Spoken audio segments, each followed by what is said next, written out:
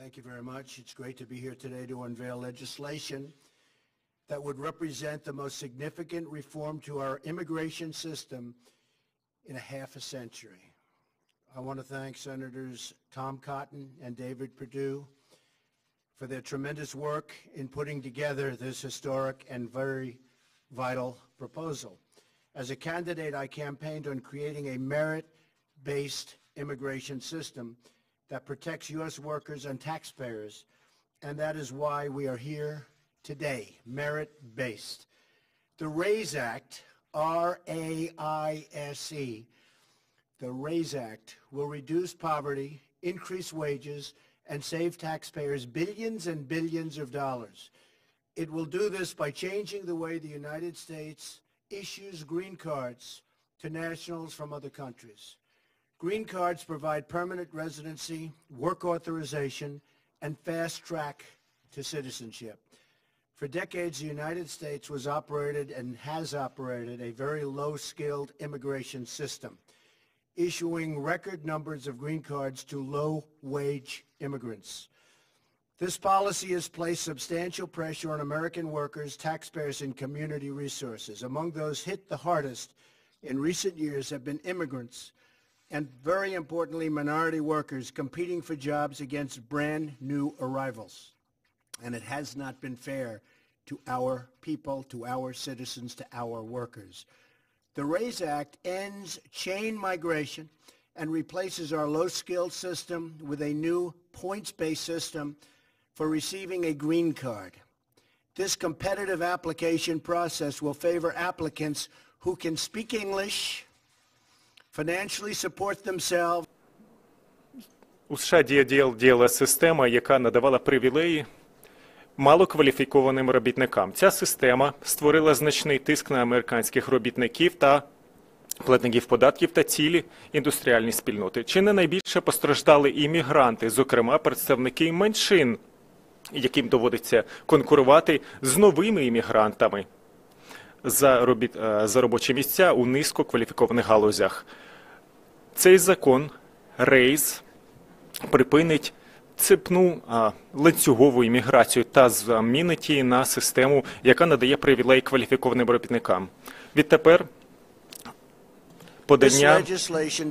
система подання на зелену картку буде надавати перевагу кваліфікованим робітникам, людям, які володіють англійською мовою і можуть довести, що мають навички, які стануть перевагою для нашої економіки.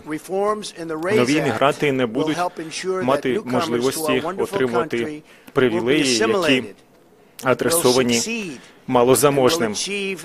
Відтепер люди, новоприбульці до США, не зможуть отримати соціальні привілеї, такі як велфер, систему соціального забезпечення, які спрямовані на підтримку малозабезпечених. Буде зменшено імміграцію некваліфікованих робітників. Таким чином, ми не лише відновимо нашу конкурентну перевагу у 21 сторіччі, але й відновимо священні узи довіри між США та їх громадянами.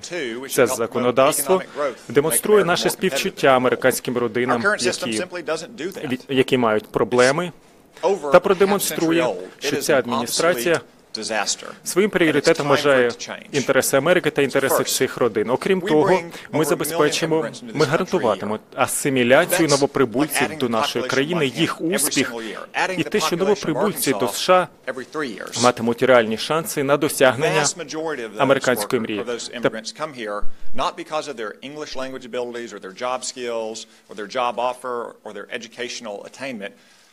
In fact, only one in 15 out of a million new immigrants come here because of their job skills and their ability to succeed in this economy. That means it puts great downward pressure on people who work with their hands and work on their feet. Now, for some people, they may think that that's a symbol of America's virtue and generosity. I think it's a symbol that we're not committed to working-class Americans, and we need to change that. Second, we also lose out on the very best talent coming to our country, the most ultra high-skilled immigrants who can come here and bring their entrepreneurial spirit and their innovative capabilities and make a higher wage, create new jobs for other Americans and new immigrants, speak English, and contribute to our economy and stand on their own 2 feet. Наша мета сприяти іммігрантам, які зможуть досягати тут успіху, і сприяти своїй новій батьківщині, а не навпаки зловживати системою соціального забезпечення. Нова система отримання зелених карток буде сприяти людям, які мають хороші кваліфікації, володіють англійською мовою і загалом є провідними спеціалістами. І знаєте, я відчуваю величезне задоволення від того, що працюватиму над цим законопроектом разом з президентом, моїм колегом, сенатором Перд'ю. Йдеться про тектонічні зміни. Вперше за 50 років наша міграційна система зазнає відчутних змін, які сприятимуть американській економіці. Дякую, Томе. Дякую, пане президенту. Доброго ранку всі. Хочу подякувати пану президенту за ваше лідерство у цьому питанні. Думаю, воно надзвичайно критичне для нашої країни. Ви говорили про це протягом виборчої кампанії. Ви говорили, а я хочу звернути увагу на те, що я конгресмен, який є лідером однієї з компаній лідерів рейтингу S&P 500. Причина, на яку ми маємо на це піти, дуже проста.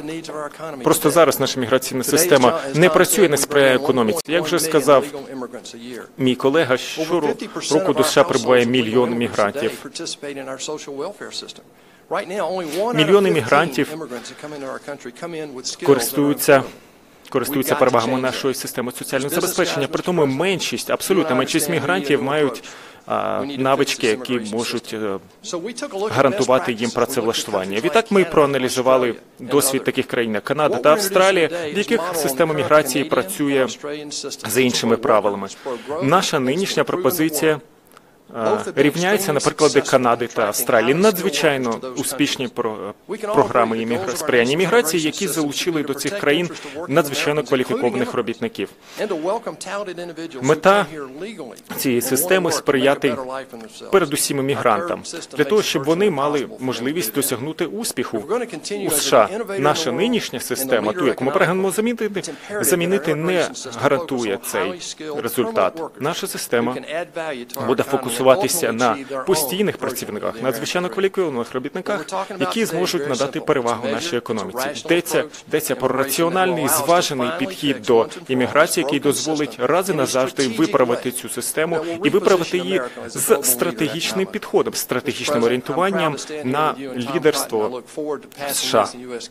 Мені приємно бути поруч з вами, пане президент та сенатора Коттон, і я з нетерпінням чекаю успіху цього законопроекту у Конгресі. Дякую. Я ж хочу наголосити, що, як ви, мабуть, відзначили, фондові біржі сьогодні вчергово побили рекорд, вийшли на рівень понад 20 тисяч, йдеться про рейтинг Доу Джонса.